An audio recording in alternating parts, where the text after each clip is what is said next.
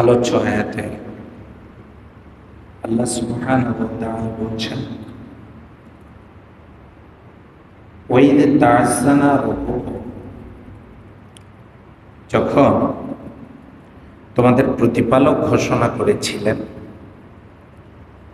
Line শাকারতুম,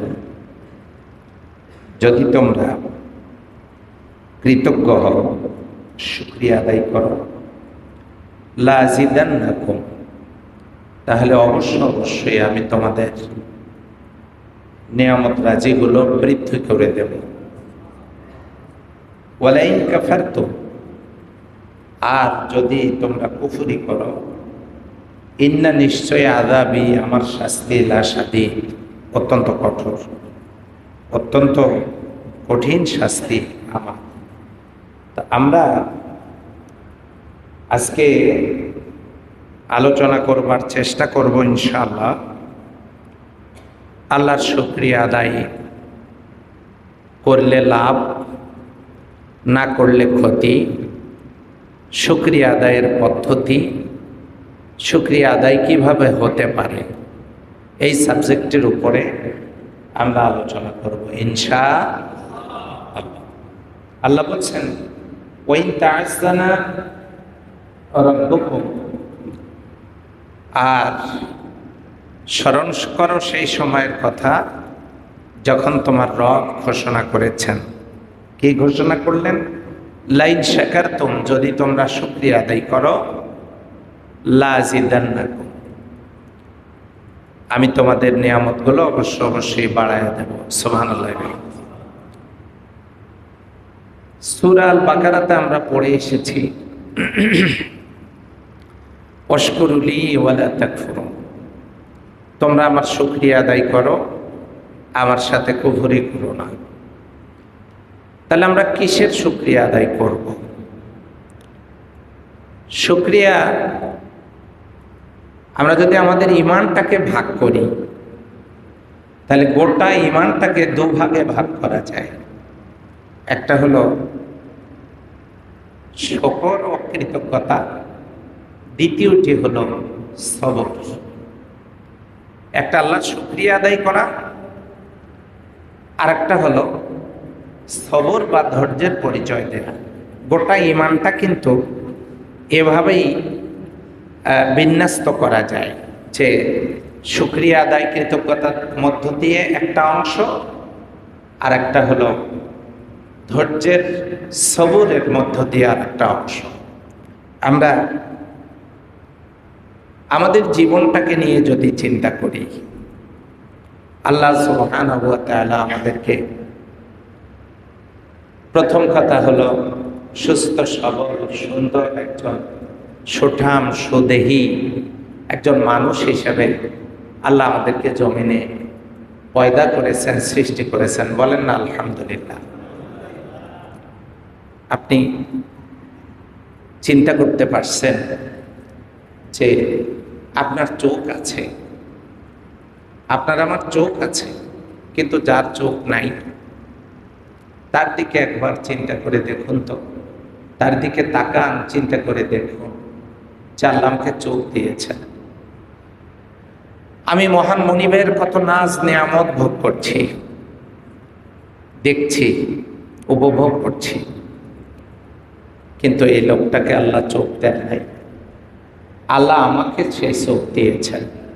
শুকরিয়া আদায় করা যায় না? আলহামদুলিল্লাহ। দেখেন, যার হাত নেই, যার পা নেই, যার যে বধির, যে বোবা, যে কথা বলতে পারে না, অথচ এই সকল অঙ্গ প্রত্যঙ্গ বিকলাঙ্গ থেকে আল্লাহ আমাদেরকে হেফাজত করে সুস্থ সবল সুঠাম দেহের অধিকারী বানায় দিয়েছেন। আলহামদুলিল্লাহ বলবেন না? যে মুহূর্তে আমরা এখানে জুমার সালাতের জন্য হাজির হয়েছি, তখন লক্ষ্য করে দেখুন কত মানুষ হাসপাতালের বেডে কাতরাচ্ছে, একটুখানি সুস্থতার আশায়, বেঁচে থাকার আশায়, সিট পায়নি, হাসপাতালে ফ্লোরে পড়ে আছে। এরকম আছে না নাই? আপনারা হয়তো জানেন না, গিয়ে দেখে আসবেন। রংপুরে মেডিকেলগুলো তো গিয়ে দেখে আসবেন, সিট পায়নি, ফ্লোরে পড়ে আছে, কাতরাচ্ছে। তারা জুমার সলাৎ তো দূরে থাক, মসজিদ পর্যন্ত যাওয়ারও কোনো সুযোগ নেই, হাসপাতালের বেডে পড়ে আছে। আল্লাহ আমাদেরকে সুস্থ রেখেছেন এবং মসজিদ পর্যন্ত আসার সুযোগ করে দিয়েছেন, আলহামদুলিল্লাহ। আপনি আমি যদি একটু ভাবি যে আমাদের অঙ্গ প্রত্যঙ্গগুলো নিয়ে, যে অঙ্গ প্রত্যঙ্গগুলো অনুপম শৈল্পিক সৌন্দর্যে আল্লাহ তাআলা সুশোভিত করেছেন, যাকে যেভাবে চেয়েছেন আল্লাহ তাআলা তাকে সেভাবেই সৃষ্টি করেছেন, সুন্দর আকৃতি দান করেছেন। আমরা হাতটা নিয়ে একটু চিন্তা করে দেখেন, এই হাত আল্লাহ ইচ্ছে করলে 5টা আঙ্গুল সমান করে দিতে পারতেন, পারতেন না ভাই? কিন্তু আল্লাহ দেন নাই। কেন দেন নাই? আবার প্রতিটি একটু পর পর আল্লাহ জয়েন্টের ব্যবস্থা করে দিয়েছেন। আঙ্গুলগুলো যদি সোজা থাকতো তাহলে সমস্যা হতো কিনা? কিরকম সমস্যা হতো? কিছু ধরতেও পারতাম না, খাইতেও পারতাম। খাবার নেওয়া লাগতো এইরকম করে। আঙ্গুল যদি বাঁকা না হইতো এমনি করে চামচের মতো খাবার নেওয়া লাগতো। আর নাকটা যদি থাকতো বগলের নিচে, আর চোখ দুটা থাকতো যদি পিছনে, মুখ সামনেই থাক, অসুবিধা নেই। তাহলে এইরকম করে খাবার নিয়ে পিছনে নিয়ে গিয়ে দেখানো লাগতো চোখকে, দেখো তো চলবে কিনা, এটা কি জিনিসটা কি। চোখ দেখতো। আবার এইভাবে কাপড় তুলে নাকের কাছে ঘেরান নেওয়া লাগতো, বাসি নাটক। তারপরে এনে মুখের মধ্যে দেয়া লাগতো। ভাত থাকতো কয়টা বলে? কথা বলে, কয়টা থাকতো? শুকরিয়া আদায় করবেন না? খাবার নেয়ার সময় আঙ্গুলগুলো বাঁকা হয়। আল্লাহ রাব্বুল আলামিন মুখের কাছে না, মুখ থেকে বেশি দূর নাকের দূরত্ব দেন নাই। নাকের উপরে চোখ আল্লাহ রাব্বুল আলামিন দিয়ে দিয়েছেন। আল্লাহর বান্দারা যখন খাবার নেন, এই খাবারটা নেয়ার জন্য আঙ্গুল যে পরিমাণ বাঁকা হওয়া প্রয়োজন, যতটুকুন সাপোর্ট দেয়া প্রয়োজন আঙ্গুলগুলো সেইভাবে বাঁকা হয়। যদি আঙ্গুল বাঁকা না হইতো মুখের মধ্যে খাবার সহজে দেয়া যেত না। আঙ্গুলগুলো বাঁকা হয়। খাবারগুলো নেয়ার পর আল্লাহর বান্দা খাবারটা যখন মুখের কাছে নিয়ে আসে, দুনিয়ার কোনো মানুষ বৃদ্ধাঙ্গুলিটাকে ট্রেনিং দেয় নাই। এই আঙ্গুলটা আল্লাহর হুকুমে খাবারের পিছনে গিয়া ধাক্কা দিয়ে খাবারটা বান্দার মুখের মধ্যে ঢুকায় দেন। বলেন সুবহানাল্লাহ। খাবার নিয়ে আসার পর এই আঙ্গুলটা পিছনের দিকে যায়, গিয়ে ধাক্কা দিয়ে মুখের মধ্যে ঢুকায় দেয়। আচ্ছা, এটা কি কোনো কোচিং সেন্টারে ভর্তি করে এই ট্রেনিং দেওয়া লাগছে নাকি? বলেন। যদি বাঁকা না হইতো, এই আঙ্গুল যদি পিছনে না যাইতো, খাবার এনেছেন ঠিকই, এখন এইরকম করে খাওয়া লাগতো। পিছনে দেওয়া কোনো সুযোগ ছিল না। এরপরে চলে গেল খাবার মুখের ভিতরে। খাবারটা যখন মুখের ভিতরে চলে যায়, বান্দার মুখের ভিতরে আল্লাহ রাব্বুল আলামিন কোনো দরখাস্ত ছাড়াই, কোনো অ্যাপ্লিকেশন করা লাগে নাই, কোনো দরখাস্ত করার আগে নাই, আমার আল্লাহ রাব্বুল আলামিন বান্দার মুখের ভিতরে 32টা দাঁতের ব্যবস্থা করে দিয়েছে। দাঁত দিয়েছে, মুখের মধ্যে খাবার খেলো। এবারে দাঁতগুলো দিয়ে চেক আপ করা হচ্ছে খাবারটা। শক্ত খাবার, সামনের দিকের দাঁতগুলো দেখেন বেশ আগাটা চিকন, মানে খানিকটা বলা যায় যে ছুরির মতো কেটে নেওয়ার জন্য। আর পিছনের শাড়ির দাঁতগুলো কিসের মতো? হাতুড়ির মতো। আপনাদের দাঁতেই নাই তো বুঝবেন কি? গিয়ে আজকে দেখবেন আয়না দিয়ে কি অবস্থা দাঁড়ায়। সামনের দাঁত দিয়ে কেটে নিলেন,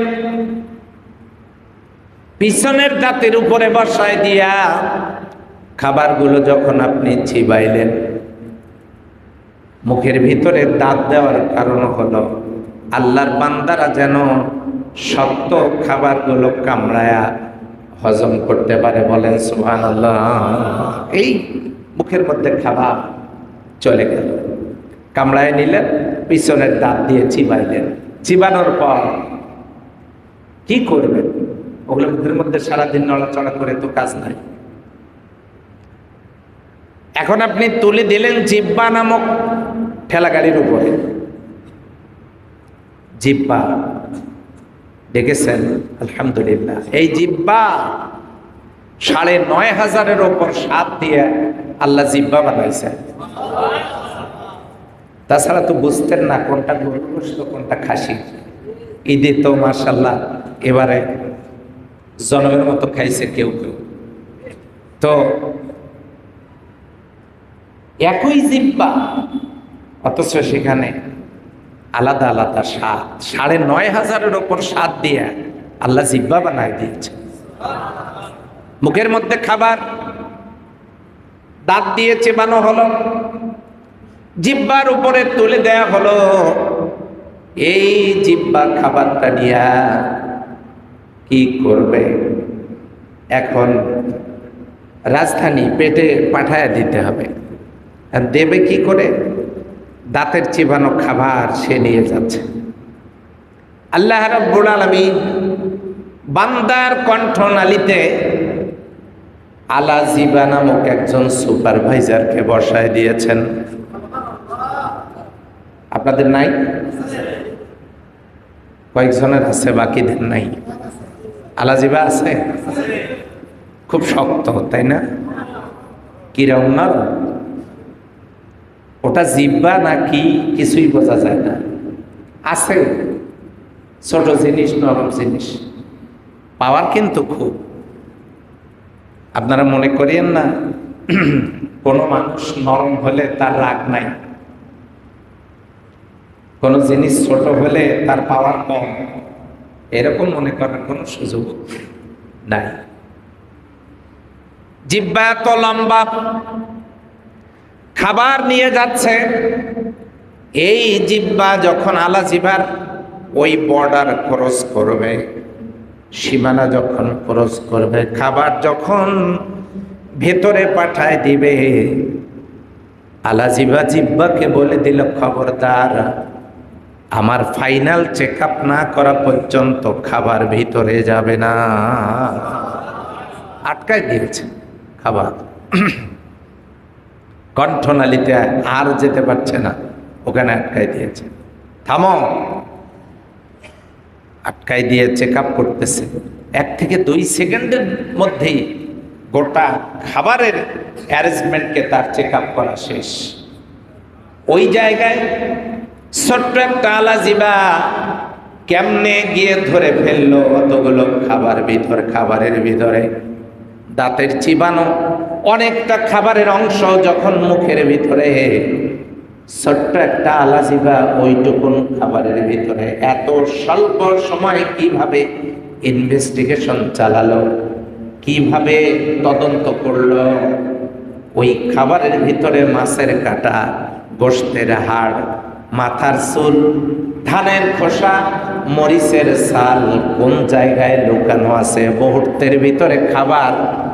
এই চেক আপ করার পর আলা জিহ্বা রিপোর্ট দিয়ে দেয়, ত্রুটি মুক্ত খাবার ছাড়া কোনো খাবার ভিতরে প্রবেশ করতে দেয়া হবে না। আটকায় দিয়েছে, দেখেছেন? ওখান থেকে রিটার্ন ব্যাক খাদ্য আবার আলা জিহ্বা সাপোর্ট না দেওয়ার কারণে বের করে ফেলে। এই সিস্টেম শরীরের ভিতরে কে দিয়েছে? আমি যখন ছোট তখন আমার একটা ভুল ধারণা ছিল কি, পেটের মধ্যে একটা মানুষ আছে, খাবার খাওয়ার পর যে খাবারগুলো যায় ওগুলা ওখানে, বোঝেন নাই, ওখানে পিষে তারপরে হজমের একটা ব্যবস্থা করে দেয়। এরকম একটা ধারণা আমারই ছিল ছোট্টবেলায়। আপনারা অবশ্যই এই জাতীয় ফিকির চিন্তা ভাবনা করেন না। আমার মাঝে মাঝে এই বিষয়গুলো নিয়ে চিন্তা হইতো ছোটবেলা থেকে। আল্লাহ রাব্বুল আলামিন আঙ্গুল বাঁকা করার সুযোগ দিলেন। খাবার মুখের কাছে আনার পর বৃদ্ধাঙ্গুলিটা পিছনের দিকে গিয়ে ধাক্কা দিয়ে খাবারটা ভিতরে ঢুকায় দেওয়ার ব্যবস্থা করে দিল। মুখের ভিতরে 32টা দাঁত এই শক্ত খাবারগুলোকে চিবায়া উপযোগী করে তুলল। জিহ্বার কাঁধে যখন তুলে দিল, জিহ্বা খাবার নিয়ে রাজধানীর দিকে রওনা করলো। কণ্ঠনালীতে সীমানায় কাস্টম অফিসার আলাজিবা চেক আপ করার পর বিশুদ্ধ খাবারটা আল্লাহর বান্দার শরীরে যাওয়ার ব্যবস্থা দুনিয়ার কোন মানুষ করে দেন নাই। আওয়াজ দিয়ে বলেন কে করে দিয়েছে? লাইন শাকারতু, তোমরা যদি শুকরিয়া আদায় করো। শুকরিয়া, আমরা কি আলহামদুলিল্লাহ বলতে পারি না? শুধু কি খাবার নাকি? এবারে তাকায় দেখেন সূর্যের দিকে। 9,30,00,000 মাইল উপরে সূর্য। সূর্যটার 12টা মুখ আছে।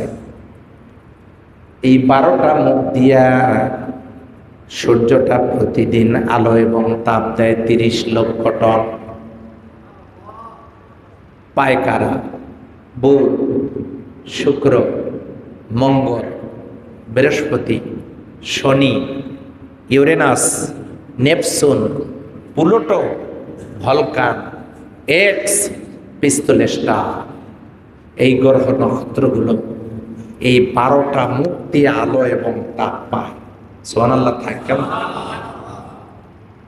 আমরা পাই এই সূর্যটা পিঠ দিয়ে 12টা মুখ দিয়ে অন্যান্য গ্রহ নক্ষত্রগুলোকে আলো এবং তাপ দিচ্ছে। এগুলো পৃথিবী থেকে আরো দূরে, আর আমরা পাচ্ছি আলো এবং তাপ পিঠ দিয়ে মাত্র 173 টন। সেটি সহ্য করতে না পেরে আমরা কিছুদিন আগে ইস্তেসকার সালাত আদায় করেছি, করি নাই? কি তাপ! 9,30,00,000 মাইল উপরে যে সূর্য, এই সূর্যটা পিঠ দিয়ে আলো এবং তাপ দিচ্ছে 173 টন। গোটা পৃথিবীর মানুষ এই আলো এবং তাপ পায়। অন্যান্য গ্রহ নক্ষত্রগুলোকে প্রতিদিন আলো এবং তাপ দিচ্ছে 30 লক্ষ টন। এই সূর্যটা জ্বালাতে আল্লাহ তাআলা বিদ্যুৎ খরচ হচ্ছে প্রতি সেকেন্ড। 1 সেকেন্ড সূর্য জ্বালায় রাখতে আল্লাহর বিদ্যুৎ খরচ হচ্ছে 30,000 কোটি ফরেনহাইট। চিন্তা করা যায়, 1 সেকেন্ড সূর্য জ্বালাতে আল্লাহর বিদ্যুৎ খরচ হচ্ছে বিনামূল্যে। ওই সূর্য আমাদেরকে বছরের পর বছর আলো এবং তাপ দিয়ে যাচ্ছে। মাস শেষ হইলেই বিদ্যুৎ বিল বাড়ে। নিজের টাকা দিয়ে মিটার কেনার পরেও আবার পাগলের মতো বছরের বছর ভাড়া দেওয়া লাগে। বাংলাদেশে লাগে না ভাই, এটা আমি অন্যখানকার কথা বলছি। এদিকেও লাগে। আহা, টাকা দিয়ে মিটার কেনার পরেও আমরা কত বড় উদার, আমি পাগল বলবো না, আমরা কত উদার যে টাকা দিয়ে কিনেও আমরা ভাড়া দেই। টাকা আছে, দিতে দোষ কি? আপনারা কি জানেন এই জুলুম করা টাকা দিয়ে তারা কি করে? সমস্ত শয়তানি বদমাইশি আর দুর্নীতি করে। কথা বলে ঠিক কিনা? শক্ত করে ধরার মতো লোকের কারণে এই সমস্ত জালেমরা সমাজে টিকে থাকে। সম্মানিত ভাইয়েরা, তারপরে তো বিদ্যুৎ চায় না, মাঝে মাঝে আসে। অফিস আদালত কলকারখানা যখন বন্ধ, ঈদের ছুটিতে সবাই বিদ্যুৎ খরচের, বিদ্যুতের যেখানে বিদ্যুৎ বেশি সরবরাহ করতে হয়, সমস্ত কারখানা যখন বন্ধ, তখন কি বিদ্যুৎ চলে যাওয়ার কোনো কারণ আছে? তারপরেও কি থাকে? আমার ভাইরা, তারপরে একটানা 3 মাস বিদ্যুৎ বিল বাকি রেখে দেখবেন আপনার ভালোবাসা যতই থাক সম্পর্ক থাকবে না, কেটে দেবে। হ্যাঁ, ওই এক ছাত্র ওই খাতার উপরে কি একটা পান পাতার ছবি আঁক করছে, ভিতরে একটা তীর। আমি ওরে বললাম এটা কি? স্যার আপনি বুঝবেন না। আমি বললাম বলো, বুঝি, বোঝার চেষ্টা করি। তো বলছে স্যার এটা হলো ভালোবাসার প্রতীক। তো ভালোবাসার প্রতীক পান পাতার ভিতরে ঢুকলো কেমনে? স্যার এটা হলো ওইটা ভালোবাসার একটা চিহ্ন, লাভ লাভ লাভ চিহ্ন। আপনারা ওগুলো বুঝবেন না, ওগুলো ছেলেপেলেরা বোঝে, লাভ চিহ্ন। তা আমি বললাম এর ভিতরে তীর ঢুকলো কেমনে? তা আমাকে বলছে স্যার এটার ভিতরে যে কষ্ট আছে, জটিল কঠিন কষ্ট, মাঝে মাঝে এটার ভিতর তীরের মতো আঘাত করে। তাই বললাম আমি যা বোঝার তা বুঝে নিয়েছি। সম্মানিত ভাইয়েরা, শুধু বিদ্যুৎ বিল বাকি রেখে দেখবেন ওই ভালোবাসার চিহ্ন আর থাকবে না, লাইন কেটে দেবে। কথা বলে ঠিক কিনা? কেন দেবে? আপনি বিদ্যুৎ বিল দেন নাই। এই সামান্য কটা টাকা বিদ্যুৎ বিল না দেওয়ার কারণে আপনার লাইন যদি কেটে দেয়, তাহলে হায়াতে জিন্দিগির যতদিন পর্যন্ত সূর্যের আলো এবং তাপ নিচ্ছেন, আল্লাহর কোন ফেরেশতা কি আপনার বাড়িতে বিদ্যুতের বিলের কাগজ নিয়ে আসছে নাকি? শুকরিয়া আদায় করবেন না? আরো আসতে কোনদিন বিল দেওয়া লাগে নাই। চিন্তা করতে পারছে কত টাকা বিল আসতো? যে বিদ্যুৎ কখনো যায় না, চলছে, তাপ চলছে, আলো চলছে কোনদিন। এই 24টা ঘন্টা আপনার এখানে নাই, আমেরিকাতে আছে, দিচ্ছেই তো। এই জন্য বিনামূল্যে। সম্মানিত হাজিরিন, এবার আসেন বাতাস, অক্সিজেন ছাড়া আমরা তো মোটামুটি বছর 3 বাঁচার সম্ভাবনা আছে। কি বলেন? কতক্ষণ? না, 1 সেকেন্ড না, আমি তো 1.5 মিনিট পর্যন্ত মোটামুটি নিঃশ্বাস বন্ধ করে ট্রাই করে দেখছি। 1.5 মিনিট পর্যন্ত থাকা যায়, সর্বোচ্চ ধরি না হয় 3 মিনিট পর্যন্ত থাকলেন। 3 মিনিট পর অক্সিজেন ছাড়া আর বাঁচা সম্ভব না। অথচ এই অক্সিজেন দুনিয়ার কোন মানুষ, দুনিয়ার কোন সৃষ্টিকুল, দুনিয়ার কোন মানুষ এই অক্সিজেন তৈরি করেন নাই। এই অক্সিজেন তৈরি করার জন্য ওই অ্যামাজন জঙ্গলে সেটাও নিধন চলছে। আজকে দেখেন সুন্দরবনের ভিতরে রয়্যাল বেঙ্গল টাইগার, বাঘ, সিংহরা থাকে, বসবাস করে। কেন? এই অক্সিজেন পাহারা দেওয়ার জন্য। আল্লাহ তাআলা সুন্দরবনে বাঘ, ভাল্লুক, সিংহ এগুলো রেখে সুন্দরবনটাকে যেন সাফ করতে না পারে। কারণ এই গাছগাছালিগুলো থেকেই তো অক্সিজেন সরবরাহ হয়।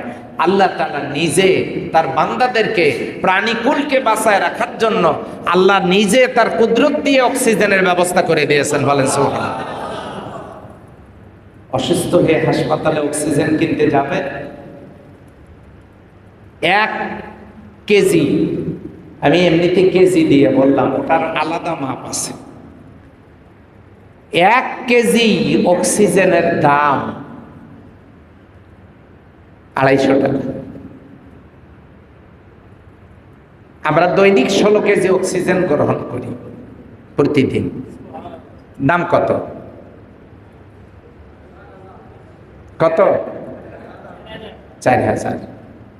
আগামীকাল যদি বেঁচে থাকতে চান তাহলে এখানে 4000 করে টাকা দিয়ে যাবেন। কয়দিন বাঁচতে পারবো বলেন এই 4000 করে দিয়ে? প্রতিদিন অক্সিজেন লাগে 16 কেজি। 16 কেজি অক্সিজেন কিনে যদি ব্যবহার করা লাগে তাহলে 4000 করে টাকা মূল্য দিতে হবে। আমার আল্লাহ রব্বুল আলামিন তার বান্দাদের জন্য বিনামূল্যে অক্সিজেনের ব্যবস্থা করে দিয়েছেন। বলেন সুবহানাল্লাহ। আপনি অক্সিজেনের কথা বললেন, আপনি সূর্যের আলোর কথা বললেন, এরপরে খাবারগুলোর কথা আপনি চিন্তা করেন। মানুষ গোশত খাবে, 34 রকমের গোশতের ব্যবস্থা আল্লাহ করে দিয়েছেন।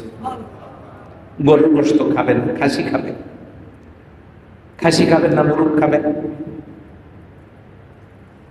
মুরগ খাবেন না কবুতর খাবেন, হাঁস খাবেন, উট খাবেন, দুম্বা খাবেন, ছাগল খাবেন, ভেড়া খাবেন, মহিষ খাবেন, এমনি করে 34 রকমের গোশত আল্লাহর বান্দারা খেতে পারবে। মাছ 450 রকমের মাছ আল্লাহ হালাল করে দিয়েছেন। কি মাছ খাবেন? ইলিশ। ইলিশ তো এখন খুব সস্তা, তাই না? খুবই সস্তা ইলিশ।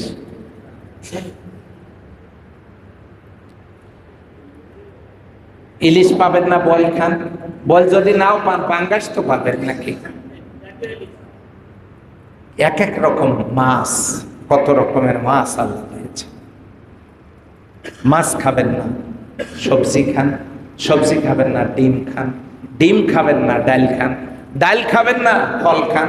ফল খাবেন না, দুধ খান। দুধ খাবেন না, পানি খান। পানিও খাবেন না, ডাবের ভিতরে মিনারেল ওয়াটার আছে সেইটা খান। কত খাবারের ব্যবস্থা কে করে দিয়েছে! আর কোন ফলের স্বাদের সাথে কোন ফলের স্বাদের মিল নাই। এক একটা স্বাদ এক এক রকম আল্লাহ করে দিয়েছে। এই জন্য তার সৃষ্টি নৈপুণ্যে, শৈল্পিক সৌন্দর্যে এত সুশোভিত করে আল্লাহ রব্বুল আলামিন নাজ নেয়ামতগুলো থরে থরে সাজায় দিয়েছেন। বান্দারে, আল্লাহ রব্বুল আলামিন ডাক দিয়ে বলতেছেন, ওয়াইদ তাযানা রাব্বুকুম লাইন শাকারতুম লাযীদান্নাকুম ওয়া লাইন কাফারতুম ইন্না আযাবি লাশাদীদ। আল্লাহ ঘোষণা করছেন, লাইন শাকারতুম, যদি শুকরিয়া আদা করো, লাযীদান্নাকুম, তাহলে আমি তোমাদের নাজ নিয়ামতগুলো বাড়ায় দেব। বলেন শুকরিয়া আদায় করতে হবে কার? আমরা কি করি? গলা পর্যন্ত খাই, খাওয়ার পরে ঢেকুর দিই। লোকেরা জিজ্ঞাসা করে খাওয়া কেমন হইল? জুত না, জুত হয় নাই। আহা,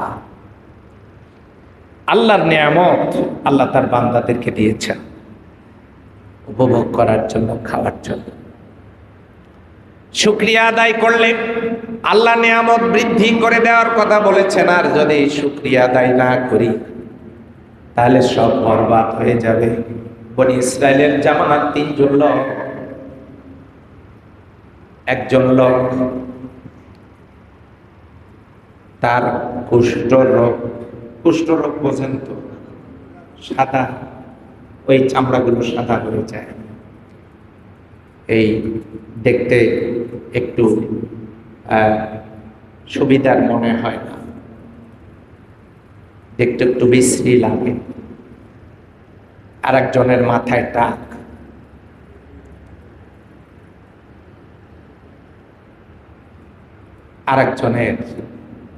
আরেকজন অন্ধ। তিনজন লোককে আল্লাহ পরীক্ষা করার জন্য ফেরেশতা পাঠাই দিলেন মানুষের আকৃতি নিয়ে। এসে বললেন, তোমাদের কার কি সমস্যা? একজনকে জিজ্ঞাসা করলেন, যা কুষ্ঠ লোক, তাকে জিজ্ঞাসা করলেন, তোমার কি সমস্যা? বলছে, দেখেন আমার শরীরের কি অবস্থা, চামড়া। আল্লাহ ওই রকম রোগ থেকে আমাদের হেফাজত করুক। খারাপ লাগে না বলেন তো? দেখতে ভালো লাগে? ওই লোকটা খুব কষ্টে আছে মনের দিক থেকে। তিনি ওই জিজ্ঞাসা করার পর বললেন যে, আমার তো এই যে কুষ্ঠ রোগ, আমার যদি চামড়াটা সুন্দর হইতো, ভালো হইতো, আবার আর কোনো কষ্ট থাকতো না। আল্লাহর ফেরেশতা তার শরীরে হাত বোলায় দিলেন, তার চামড়াটা সুন্দর হয়ে গেল। এখন জিজ্ঞাসা করলেন, আপনার আর কোনো সমস্যা আছে? যে আমার না, চামড়া তো অনেক সুন্দর হয়েছে, আমি গরিব মানুষ, আমার যদি একটু অর্থ সম্পদ থাকতো তাহলে আর কোনো কষ্ট আমার থাকতো না। তাকে একটা মাদি উটনি দিয়ে দেওয়া হলো, যে নাও, এটা তুমি লালন পালন করো, তোমার আল্লাহ তোমার এটাতে বরকত দিয়ে দেখ, আমি দোয়া করি বরকত দিয়ে দেখ। এটা দিয়ে দেওয়া হলো। কিছুদিন পর এই উটনি বাচ্চা দিল, সেটা বড় হলো, বাচ্চা দিল। এমনি করে করে অনেকগুলো উটের মালিক সে হয়ে গেল, সম্পদের মালিক হয়ে গেল। সুবহানাল্লাহ। এই ফেরেশতা একজনের কাছে গিয়ে বললেন, তোমার কি সমস্যা? সে বলল, আমার মাথায় চুল নাই, টাক। যার মাথায় টাক তার আবার মন খারাপ করবেন না। অবশ্য টাক হলে পারে এটার একটা লক্ষণ হলো বুদ্ধিজীবী হওয়া যায়। হ্যাঁ, মাথায় টাক হইলে কিসের লক্ষণ? বুদ্ধিজীবী হওয়া। বুঝতে হবে মাথায় অনেক বুদ্ধি, তাকে তাচ্ছিল্য করার সুযোগ করবেন না। অহংকার করবেন, তাকে তাচ্ছিল্য করবেন, নিজের মাথার চুল উঠতে কি বেশি সময় লাগবে নাকি বলেন? সে বলল, আমার মাথায় চুল না থাকার কারণে মানুষ আমাকে টেকো বলে, খোঁচা দেয়। আল্লাহর ফেরেশতা তার মাথায় হাত বোলায় দিলেন, সুন্দর চুল দিয়ে তার মাথাটা ছেয়ে গেল, মানে অনেক সুন্দর চুল উঠে গেল। এরপর জিজ্ঞাসা করা হলো, তোমার কি কোনো সমস্যা আছে নাকি? লোকটা দেখলো, আরে আমার টেকো মাথায় চুল, আমার তো এখন মাথাটা দেখতে অনেক সুন্দর হয়ে গেল, চুল আসলো। আমার অভাব যদি আমাকে, আমার পরিবারের অভাব অনাটন দূর করার জন্য আল্লাহ যদি আমাকে কোনো সম্পদশালী করে দিতেন, তাহলে আমার খুব ভালো হতো, কষ্ট থাকতো না। তার জন্য ফেরেশতা একটি ওই মাদি গরু, এটা যে বাচ্চা দেবে এমন একটা গরু তাকে দিয়ে বলা হলো, আল্লাহ এটাতে তোমার বারাকা দান করুক, এটাতে বরকত দান করুক, তুমি এটা লালন পালন করো, তোমার অভাব থাকবে না। এই গরুটা লালন পালন করে তার অনেক সম্পদ হলো। একটা পর্যায়ে সমাজের বৃত্তশালী একজন মানুষে পরিণত হলো। এরপরে আল্লাহর ফেরেশতা অন্ধ মানুষটার কাছে গিয়ে বললেন, তোমার যে চোখ দুইটা নাই, তুমি তো অন্ধ, তোমার বলো তো কোনো চাওয়া পাওয়া আছে কিনা? লোকটা বলল, আরে আমার দুটো চোখ নাই, এই চোখ না থাকার কারণে আমি তো অনেক কিছুই দেখতে পাই না, আল্লাহর নিয়ামত দেখতে পাই না, মায়ের মুখখানাও দেখতে পাইনি। আমি অন্ধ মানুষ, আমার আল্লাহ যদি আমার চোখের জ্যোতিটা ফিরে দিতেন তাহলে তো আমি আল্লাহর শুকরিয়া আদায় করতাম। আমার চোখের জ্যোতিটা যদি আল্লাহ ফিরায় দিতেন, এত বড় নিয়ামত যদি আল্লাহ দিতেন, আমি ধন্য হয়ে যেতাম। আল্লাহর ফেরেশতা তার চোখে যখন হাত বোলালেন, সঙ্গে সঙ্গে আল্লাহর বান্দা আল্লাহর হুকুমে তার চোখের জ্যোতি ফিরে পেল। লোকটা দেখতে পাচ্ছে, হ্যাঁ এই তো আমি এখন দেখতে পাচ্ছি, সব দেখতে পাচ্ছি, আমার অনেক কষ্ট দূর হয়ে গেছে। আর কোনো সমস্যা? লোকটা বলল, আমি গরিব মানুষ, আল্লাহ যদি আমাকে একটু নিয়ামত দিতেন তাহলে আমার এই দুঃখ কষ্ট আর থাকতো না। তাকে ছাগল দেওয়া হলো, সেই বাচ্চা প্রসব করবে এই বয়সের একটা ছাগল দিয়ে দেওয়া হলো। এখন বলা হলো, আল্লাহ তোমার এই নিয়ামতে বরকত দান করুন। উটওয়ালা কুষ্ঠ রোগী উট পেল, সম্পদশালী হলো। গরুওয়ালা গরু পেল, মাথায় চুল পেল, সম্পদশালী হয়ে গেল। অন্ধ রোগীটার চোখ ভালো হয়ে গেল, এই লোকটাও সম্পদশালী হলো। আল্লাহর ফেরেশতারা তিনজনের কাছ থেকে বিদায় নিয়ে চলে গেলেন আর বললেন, আল্লাহর নিয়ামতের শুকরিয়া আদায় করবে তোমরা, বা আল্লাহ তোমাদেরকে ভালো রাখুক, আল্লাহ তোমাদেরকে ভালো রাখুন।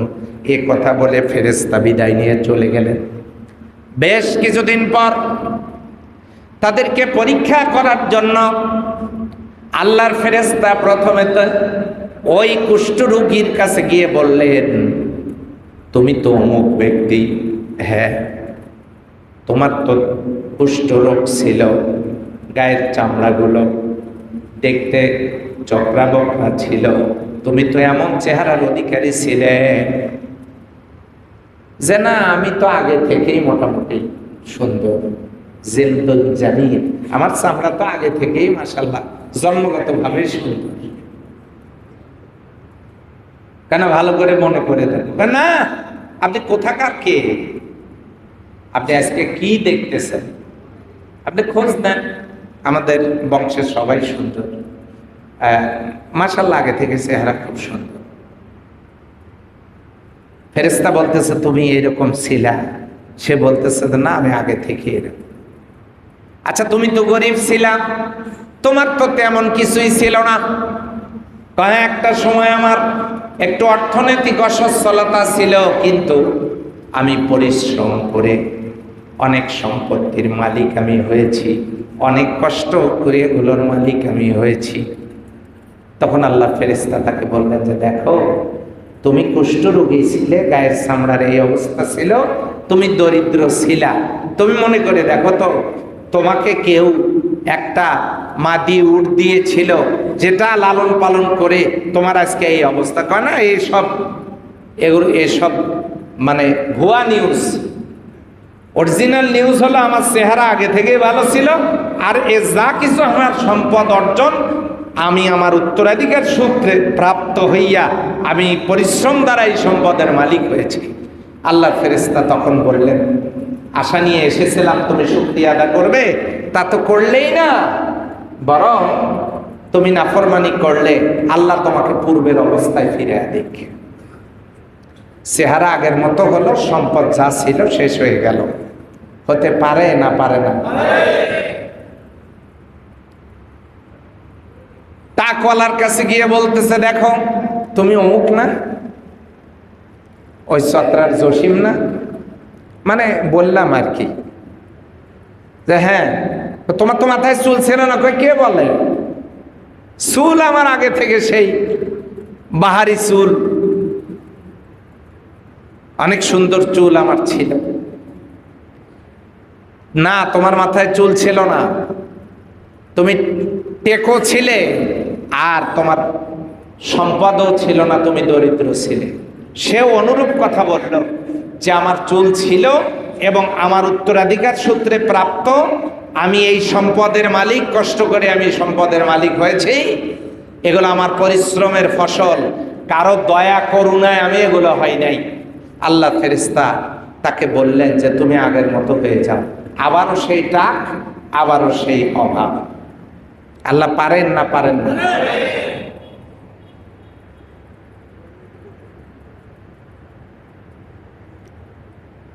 একটা কথা মনে পড়লো, বলবো না? থাক, আচ্ছা মনে রাখেন। এরপরে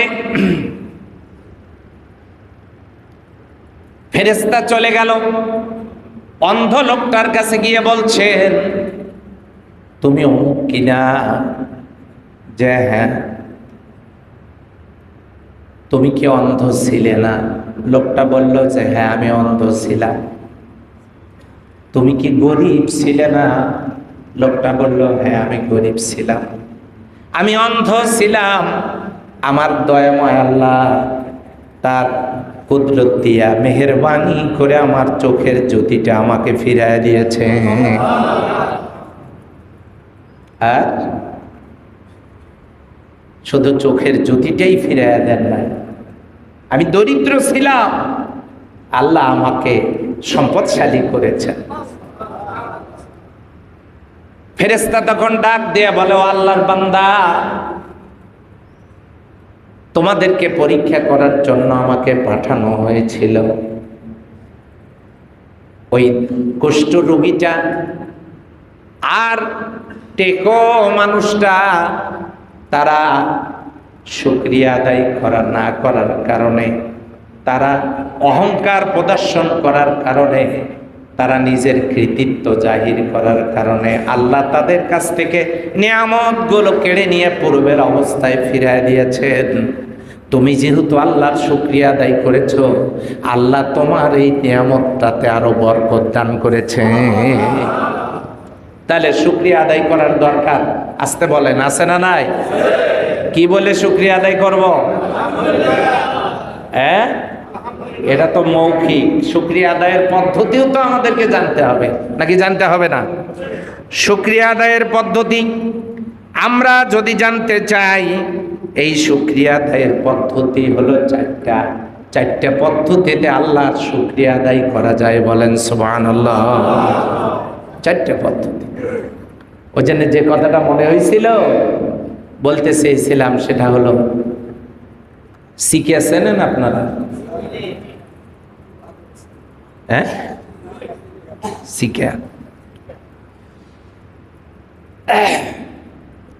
শিখা তো যেদিক দিয়ে যায় মোটামুটি ঘেরান কেমন লাগে আপনাদের জানি না, কেউ সহ্য করতে পারে না। শিখা একদিন, এটা একটা গল্প বলছি, এখান থেকে শেখার আছে।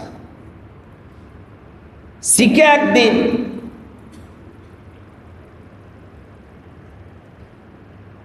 এক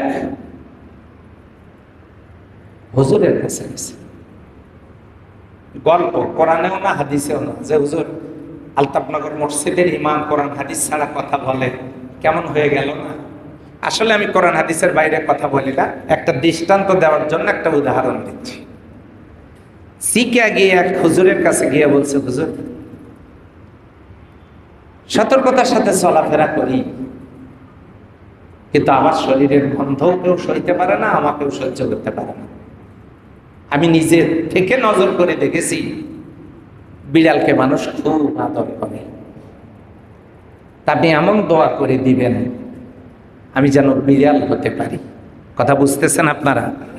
তাহলে আমাকে নিয়ে লোকেরা একটু আদর যত্ন করবে, আমি বাড়িওয়ালার পাশে বসতে পারবো, বেডে শুইতে পারবো, সে আমাকে কোলে নিয়ে আদর করবে। আমি নিজে তো এটা দেখেছি, আপনি একটু দোয়া করে দেন আমি যেন বিড়াল হতে পারি। হুজুর দোয়া করে দিলেন, শিখা বিড়াল হয়ে গেল। যেই না বিড়াল হয়েছে, পাশেই ছিল কুকুর। বিড়াল হওয়ার সাথে সাথে কুকুর আর বিড়ালের সম্পর্ক তো মধুর, কি বলে? একজন আরেকজনকে সহ্য করতে পারে? যখন পারে না, কুকুর হা করেছে বিড়ালকে আক্রমণের জন্য, বিড়াল ভয়ে গাছে উঠেছে। গাছে যখন উঠেছে, ওই দিনের মতো কোন রকম জানে বাঁচার পর ভয়ে আতঙ্কে নিভৃত নিরালয়ে একান্তে হুজুরের বাড়িতে গিয়ে বলছে, হুজুর আসলে বলতে চেয়েছিলাম একটা, কিন্তু মুখ দিয়ে বের হয়ে গেছে আর একটা। আমি বলতে চেয়েছিলাম দোয়া করে দেন আমি যেন কুকুর হতে পারি, কিন্তু বিড়ালের কথা মুখ দিয়ে বের হয়ে গেছে। তো হুজুর এবারে আপনি যদি একটু দয়া মেহরবানি করে দোয়া করে দিতেন, আমি যদি কুকুর হইতে পারতাম, কুকুর হইতে পারতাম, তাহলে আমার আর এই জাতীয় কষ্টগুলো থাকতো না। হুজুর দোয়া করে দিলেন। শিখে এবারে কি হয়ে গেল? আগে কি হইল, তারপরে কি হইল? কুকুর যখন হয়, হয়ে সে চলাফেরা করা শুরু করলো। তো বানর করে কি, কুকুরের লেজ টান দিয়ে লাফ দিয়ে গাছে ওঠে, খুব ডিস্টার্ব করে। কুকুরের পা টানি ধরে, লেজ টানি ধরে। হুজুরের কাছে গিয়ে বলতেছে যে হুজুর আপনার কাছে বারবার আসতেছি, আপনিও বিরক্ত হচ্ছেন, আমার খুব বেশি বিরক্ত করার নিয়ত নাই। এবার একটা আশা নিয়ে আসছে হুজুর, যদি দয়া করে বানর বানায় দিতেন দোয়া দিয়ে, তাহলে আমার আর কষ্ট থাকতো না। আমাকে কুকুর খুবই জ্বালায়। হুজুরের দোয়ায় বানর হয়ে গেছে। এখন বানর যখন হয়েছে, তখন টের পাইছে বাঘ। এই বানরকে টার্গেট করেছে বাঘ। বাঘের যন্ত্রণায় বানর গাছে মাটিতে কোনোখানে আরামে ঠিক মতো থাকতে পারছে না। এবার এই বানর গিয়ে হুজুরের কাছে গিয়ে বলছে, হুজুর এটাই শেষ আশা, এরপর আর আসবো না হুজুর, আপনাকেও বিরক্ত করতে আর ভালো লাগতেছে না, আর আসবো না। একটা বার যদি আপনি শুধু দোয়া করেন, আর আমি যদি কি হইতে পারি, আমি যদি রয়্যাল বেঙ্গল টাইগার বাঘ হতে পারি, তাহলে আমার সামনে আমারে আর ঠেকায় কে? সবাই আমার ডরে থাকবে। আমি বাঘ হতে চাই। হুজুরের দোয়ায় সে বাঘ হয়ে গেছে। কথা বুঝতেছেন তো? শুরু কোথা থেকে মনে নাই আপনাদের? কোথা থেকে? আচ্ছা, ছিল শিকা, হইল বিড়াল, তারপরে কুকুর, তারপরে বানর, তারপরে কি? যেই না বাঘ হইছে, বাঘ হয়েই হালুম হুজুরের ওপর আক্রমণ।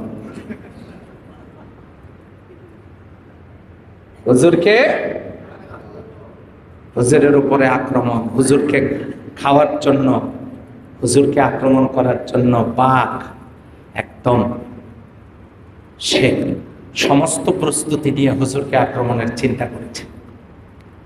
এবার হুজুর বলল যে দেখো, পরিচয় ভুলে যেও না। ছিলে কি? তুমি কিন্তু শিখেছিলে। আমি না দোয়া করলাম, তারপরে তুমি বিড়াল, সেখান থেকে কুকুর, তারপরে বানর, তারপরে তুমি বাঘ হয়ে আজকে আমি যার দোয়ায় তুমি বাঘ পর্যন্ত হইলে, শিখে থেকে বাঘ, আর তার উপর তুমি আক্রমণ করো। বেশি বাড়াবাড়ি করো না,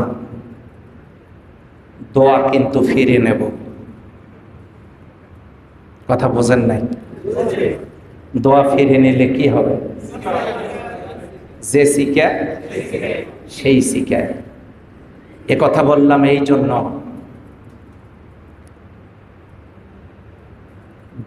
মায়ের বিয়ে পড়ানোর জন্য যে হুজুরের প্রয়োজন হলো, দুনিয়াতে আসার পর আজান দেওয়ার জন্য যে হুজুরের প্রয়োজন হলো, তারপরে মরলে জানাজা করার জন্য যে হুজুরের প্রয়োজন হলো, নিজের বিয়ে পড়ানোর জন্য যে হুজুরের প্রয়োজন হলো, যে হুজুরকে দোয়ার জন্য প্রয়োজন হলো, এত কিছুর প্রয়োজন যে হুজুরদেরকে দিয়ে হয়, এই সিকে থেকে বাঘ হয়ে যাওয়ার কারণে আবার জায়গা মতো গিয়ে চেয়ারে বসে সেই হুজুরের বিরুদ্ধে যারা ষড়যন্ত্র করে একের পর এক, এমন একটা সময় আসবে হুজুরেরা বদদোয়া, হুজুরেরা দোয়া ফিরায় নিলে আবারও চিকের অবস্থায় ফিরে আসতে হবে। কথা বলা ঠিক, চিকের অবস্থায় আবারও ফিরে আসতে হবে। এই জন্য আমাদেরকে নিয়ামতের শুকরিয়া আদায় করার দরকার আছে না নাই? শরীর নিয়ামত, স্বাস্থ্য নিয়ামত, সম্পদ নিয়ামত, টাকা পয়সা নিয়ামত, স্ত্রী পুত্র পরিবার পরিজন, সন্তান সম্পদ, সন্তান সন্ততি যা আছে সব নিয়ামত কার? আল্লাহ বলছেন লাইন শাকারতুম লাযীদান্নাকুম, যদি শুকরিয়া আদায় করো আমি তোমাদের নিয়ামত বাড়ায় দেব। ওয়ালাইন কাফারতুম, যদি অস্বীকার করো তাহলে আবার কি হওয়ার সম্ভাবনা? কি হওয়ার? আবার শিখে হওয়ার সম্ভাবনা। কিন্তু ওয়ালাইন কাফারতুম, যদি অস্বীকার করো, ইন্না আযাবি লাশাদীদ, আমার শাস্তি অনেক কঠিন কঠোর। সম্মানিত হাজিরিন, এই জন্য শুকরিয়া আদায় করার জন্য আমাদের যে পদ্ধতিগুলো, সেই পদ্ধতিগুলো, 4টি পদ্ধতির কথা আমি বলেছি। তার মধ্যে 1 নম্বরের পদ্ধতি হলো আন্তরিকভাবে শুকরগুজার হওয়া। শুকরিয়া আদায় করবো আল্লাহ, সেটা অন্তর থেকে না মুখে মুখে? অন্তর থেকে যদি শুকরিয়া আদায় হয় তাহলে আমরা আল্লাহর নিয়ামতের ব্যবহার করতে পারবো, নচেত না। 2 নাম্বার, মুখে শুকরিয়া আদায়, যেটা আমরা বলছি আলহামদুলিল্লাহ, আল্লাহর শুকরিয়া আদায়, আল্লাহর জিকির, ফাযকুরুনি আযকুরুকুম, তোমরা আমাকে স্মরণ করো আমিও তোমাদেরকে স্মরণ করব। অশকুরুলি, আমার শুকরগুজার হও, ওয়ালা তাকফুরুন, আমার সাথে কুফরি করো না। আর ইয়াতে সূরা ইব্রাহিমের 7 নম্বর আয়াতে আল্লাহ বলছেন লাইন শাকারতুম লাযীদান্নাকুম ওয়ালা ইন কাফারতুম ইন্না আযাবি লাশাদীদ, যদি আমার শুকরিয়া আদায় করো আমি তোমাদের নাজ নিয়ামতগুলো বাড়ায় দেব, আর কুফরি করলে শাস্তি কিন্তু কঠিন। সম্মানিত হাজিরিন, সেই জন্য মৌখিক শুকরিয়া আদায় করব আমরা, হামদ পেশ করার মধ্য দিয়ে আমরা শুকরিয়া আদায় করব। পড়ছি আলহামদুলিল্লাহ, খাওয়ার শেষে আলহামদুলিল্লাহ। আমরা যে খাই, খাবারের মধ্যে যে 4টা ফরজ, এটা অনেকেই আমরা জানি না। খাবারের মধ্যে 4টা ফরজের, খেতে বসেছি ফরজ 4টা, অনেকেই জানি না। খাইলাম তো মাশাআল্লাহ, ঈদে তো কম খাই না, কিন্তু ফরজ 4টা কিন্তু এখনো জানা হয়নি। খাবারের মধ্যে 1 নম্বরের ফরজ হলো খাবারটা হালাল হওয়া। হালাল হওয়া অর্থাৎ হালাল উপার্জিত অর্থে ক্রয়কৃত খাবার হওয়া। 2 নাম্বার বিসমিল্লাহ বলা। বিসমিল্লাহ বলা আগে না, খাবার হালাল হওয়া প্রথম ফরজ। 2 নাম্বার বিসমিল্লাহ বলে শুরু করা, 3 নাম্বার ডান পাশ থেকে শুরু করা, 4 নাম্বার খাবারের শেষে আলহামদুলিল্লাহ বলা। তো এই খাবারের শেষে আলহামদুলিল্লাহ, ভালো কাজ শেষে আলহামদুলিল্লাহ, নিয়ামত প্রাপ্ত হয়ে আলহামদুলিল্লাহ, যত সফলতা, এই সফলতার পরের শব্দটাই কি হবে? আলহামদুলিল্লাহ, আলহামদুলিল্লাহ। এটা মৌখিক স্বীকৃতি, এটা হলো শুকরিয়া। 3 নাম্বার, আমলের মাধ্যমে শুকরিয়া আদায় করা। আমার এক ছাত্র যখন মোবাইল ফোন ছিল না, যখন এই রেজাল্টগুলো হইতো, গিয়ে মিলিয়ে প্রতিষ্ঠানে দেখা লাগতো, বাড়িতে বসে দেখার সুযোগ ছিল না। আমার ছাত্রের কাছে আমি একটা সংবাদ নিয়ে গেলাম যে তুমি ফার্স্ট ডিভিশন পেয়েছ। এই সংবাদটা নিয়ে আমি তার কাছে গেলাম। সেই ছাত্রটাকে আমি এই কথাটা বলার পরে আর পাচ্ছিলাম না, কোথায় গেল, ওকে আমি ডাকতেছি, পাচ্ছি না। তারপরে আমি একটু বাইরে দেখতেছি, খুঁজতেছি, ওকে পাচ্ছি না, কোথায় গেল। আমি দেখি সে পাশের রুমে সেজদায় পড়ে আছে। সেজদা শেষ করে সে এসে আমাকে বলতেছে, স্যার, যে আল্লাহ আমাকে এত সুন্দর একটা রেজাল্ট দিয়েছেন, রেজাল্টের তৌফিক দিয়েছেন, ওই আল্লাহকে সেজদা দেব না, আগে সেজদা তাকে দিয়ে শুকরিয়া আদায় করি, তারপরে আপনার সাথে কথা বলি। সুবহানাল্লাহ। তাহলে মানসিকতাটা এমন হওয়া দরকার। আর আমরা যাই কোথায়, মিষ্টান্ন ভান্ডার, আগেই বলা থাকে মুখের মাপ অনুযায়ী মিষ্টি বানাবো, যেন হাতুড় দিয়ে পিটায় ভেতরে ঢোকায় দেওয়া যায়। শুকরিয়া আদায় করতে হবে আল্লাহ। মিষ্টি খাওয়া নিষেধ আমি বলছি না, আল্লাহর শুকরিয়া আদায় করতে হবে, এটা কর্মের মাধ্যমে।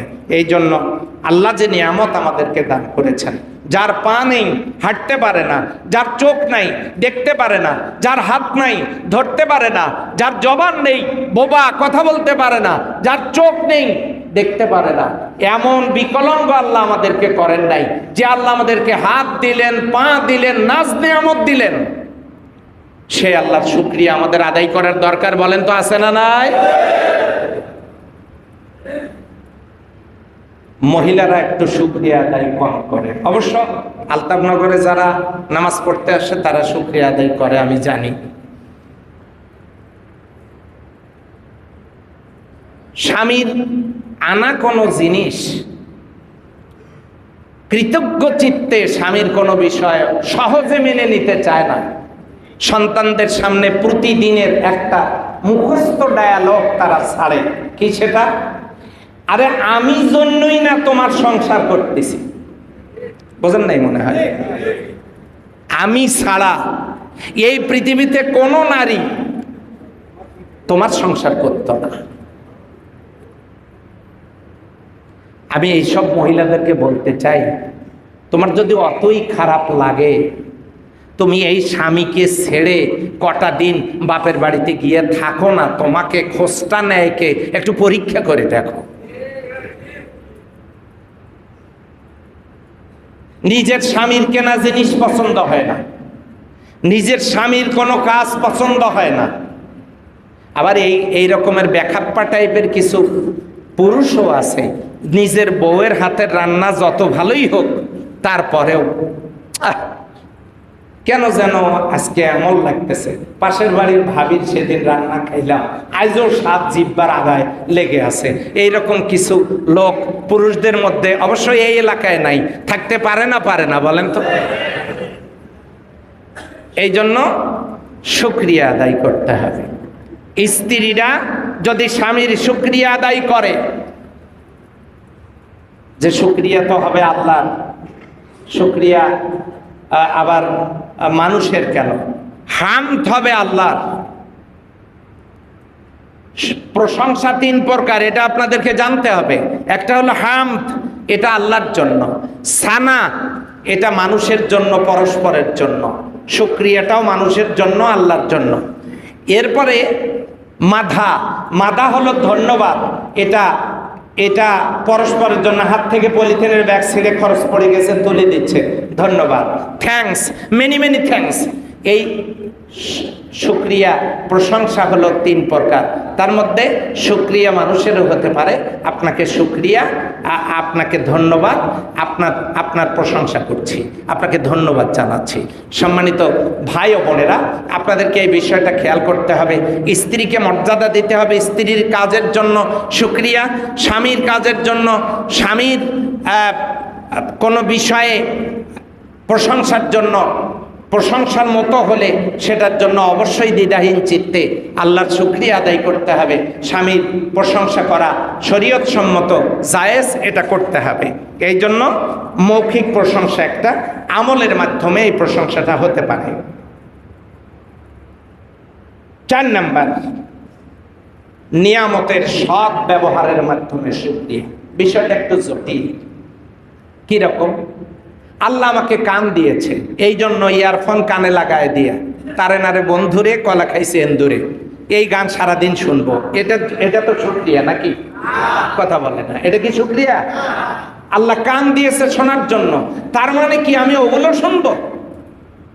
আল্লাহ চোখ দিয়েছেন দেখার জন্য, আল্লাহ ইচ্ছা করলে যে কোনো সময় চোখের জ্যোতি কেড়ে নিতে পারেন, আল্লাহ পারেন। ফাআলুল লিমা ইউরিদ, তিনি যা ইচ্ছা তাই করতে পারেন, যখন ইচ্ছা তখনই করতে পারেন। আমার চোখ আছে জন্যই কি আমি ইউটিউব, ফেসবুক, অশ্লীল অনুষ্ঠান, গান বাজনা, নৃত্য, ছায়াছন্দ, ছায়াছবি, চিত্রাহার, বিএফ ইত্যাদি ইত্যাদি নিয়ে আমি মশগুল থাকব? অপসংস্কৃতির বিভীষিকা নিয়ে, অ্যাড নিয়ে মশগুল থাকব? আমার চোখ আছে জন্য আমি পাশের দেশের কোনো লম্পট্ট প্রবৃত্তিকে চরিতার্থ করার ব্যর্থ প্রয়াসে যারা দিন রাত কাটাচ্ছে অপসংস্কৃতির বিভীষিকার মাধ্যমে, ওই চ্যানেলগুলো স্টার্ট দিয়ে আমি আমার চোখগুলো দিয়ে ওগুলোই দেখতে থাকবো, এটা কি চোখের হক আদায় হলো? বলেন। নিয়ামতের যথাযথ ব্যবহারের মাধ্যমে আল্লাহর শুকরিয়া আদায় করতে হবে। আল্লাহ আমাকে কান দিয়েছে ভালো কথা শোনার জন্য, আমি খারাপ কথা কানে আসলে লা হাওলা ওয়ালা কুওয়াতা ইল্লা বিল্লাহ। আল্লাহ আমাকে চোখ দিয়েছে ভালো কিছু দেখার জন্য, এই চোখ দিয়ে আমি বছরে একদিন কোরআন দেখতে পারলাম না, এই চোখ দিয়ে আমি কোরআন পড়তে পারলাম না। সৌদি আরবে একজন অন্ধ হাফেজ, সে অন্ধ হাফেজকে জিজ্ঞাসা করা হলো যে তুমি তো অন্ধ, তোমাকে যদি আল্লাহ চোখ দেন, তুমি আল্লাহর কাছ থেকে যদি চোখের জ্যোতিটা ফিরে পাও তাহলে তুমি কি দেখবে? তখন ওই হাফেজ, অন্ধ হাফেজ ছেলেটা বলেছিল যে আল্লাহ যদি আমার তো চোখের জ্যোতি নেই, আমার তো চোখের পাওয়ার নেই, আমি তো দেখতে পারি না, আমি আমার মায়ের মুখ দেখতে পারি না, আমার পিতামাতা, আমার আত্মীয় স্বজন কারো মুখ দেখতে পারি না। আল্লাহ যদি আমাকে চোখের জ্যোতি ফিরাইয়া দেন তাহলে এই চোখ দিয়ে আমি আমার মাকে দেখতে চাইব না, আমি আমার বাবাকে দেখতে চাইব না, আমি আমার আত্মীয় স্বজনকে দেখতে চাইব না, আমি আমার পাড়া প্রতিবেশীকে দেখতে চাইব না। আল্লাহ যদি আমার চোখের জ্যোতিটা ফিরাইয়া দেন তাহলে আমি আমার এই চোখ দুটো দিয়ে আমি যে আল্লাহর কালামটা না দেখে মুখস্থ করেছি, আমি আমার চোখ দিয়ে আল্লাহর কালামটা দেখব। আমার আল্লাহর কালামের আয়াতগুলো কত সুন্দর। অথচ আল্লাহ আমাদেরকে চোখ দিয়েছেন, বছরের পর বছর, মাসের পর মাস যায়, আমরা আমাদের চোখ দিয়ে আল্লাহর কোরআনটা দেখতে পারি না, আমরা পড়তে পারি না, আমরা আল্লাহর কোরআন নিয়ে একটু গবেষণা করতে পারি না। সম্মানিত ভাই ও বোনেরা, এই জন্য আল্লাহর দেওয়া চোখ দিয়ে আল্লাহর হুকুম পালনের মধ্য দিয়ে শুকরিয়া আদায় করা, আল্লাহর দেওয়া কান দিয়ে আল্লাহর হুকুম পালন করার মধ্য দিয়ে আল্লাহর শুকরিয়া আদায় করা, আল্লাহর দেওয়া জবান দিয়ে সত্য বলা এবং হক কথা বলার মধ্য দিয়ে, এই মুখ দিয়ে হালাল খাবার খাওয়ার মধ্য দিয়ে, হক আদায় করার মধ্য দিয়ে আল্লাহর শুকরিয়া আদায় করা, এমনি করে অঙ্গ প্রত্যঙ্গগুলো দিয়ে আল্লাহর হক, আল্লাহর যে ইবাদত বন্দিগি, এগুলো করার মধ্য দিয়ে আল্লাহর হক আদায় করেই কেবলমাত্র আল্লাহর শুকরিয়া আদায় করা যেতে পারে। কথা বলেন ঠিক কিনা? এই 4টে পদ্ধতি যদি অবলম্বন করা যায়, একটা হলো আন্তরিকভাবে শুকরিয়া আদায়, এরপরে মুখে শুকরিয়া আদায়, 3 নাম্বার আমলের মাধ্যমে শুকরিয়া আদায়, আর 4 নাম্বার এই আল্লাহর নিয়ামতের যথাযথ ব্যবহারের মধ্য দিয়ে শুকরিয়া আদায় যদি আমরা করতে পারি, তাহলেই কেবলমাত্র যে আয়াতটা আমি আপনাদের সামনে তেলাওয়াত করেছি সূরা ইব্রাহিমের 7 নম্বর আয়াত, আল্লাহ সুবহানাহু ওয়া তাআলা বলছেন ওয়াইদ তাআজ্জানা রব্বুকুম, আল্লাহ যখন ঘোষণা করলেন লাইন শাকারতুম, স্মরণ করো সেই সময়ের কথা যখন আল্লাহ ঘোষণা করলেন, রব ঘোষণা করলেন লাইন শাকারতুম, যদি তোমরা শুকরিয়া আদায় করো লাযিদান্নাকুম, তাহলে আমি অবশ্যই তোমাদের নিয়ামতগুলোকে বৃদ্ধি করে দেব, ওয়ালাইন কাফারতুম, আর যদি অস্বীকার করো ইন্না আযাবি লাশাদীদ, তাহলে আমার শাস্তি কিন্তু অত্যন্ত কঠোর। আমরা কি শান্তি পেতে চাই নাকি শাস্তি পেতে চাই? তাহলে আল্লাহর দেওয়া নিয়ামতগুলোর শুকরিয়া আদায় করার মধ্য দিয়ে আমরা আমাদের জীবনকে পরিশুদ্ধ করব। আল্লাহর নিয়ামত পাওয়ার পর আল্লাহ যেন আমাকে শিখে থেকে কোথায় নিয়ে না যায়। হ্যাঁ, আমরা যাতে একবারে বিরাট কিছু পাওয়ারফুল ব্যক্তি নিজেকে মনে করতে না পারি। যদি উল্টে যায়, গুটি যদি উল্টে যায় তাহলে কিন্তু আবার শিখে। তো এই জন্য আমরা যাতে অহংকারী না হই, আমরা যাতে নিয়ামতের শুকরিয়া আদায় করে আমরা যাতে আল্লাহকে খুশি করতে পারি, আল্লাহ তাআলা আমাদের তৌফিক দান করুক বলে আমিন। সকলের সুস্বাস্থ্য, দীর্ঘ হায়াত, উত্তরোত্তর সাফল্যমণ্ডিত জীবন কামনা করে আমি আমার আজকের আলোচনা শেষ করছি। সুবহানাকাল্লাহুম্মা ওয়া বিহামদিকা আশহাদু আল্লা ইলাহা ইল্লা আনতা আস্তাগফিরুকা ওয়া আতুবু ইলাইক।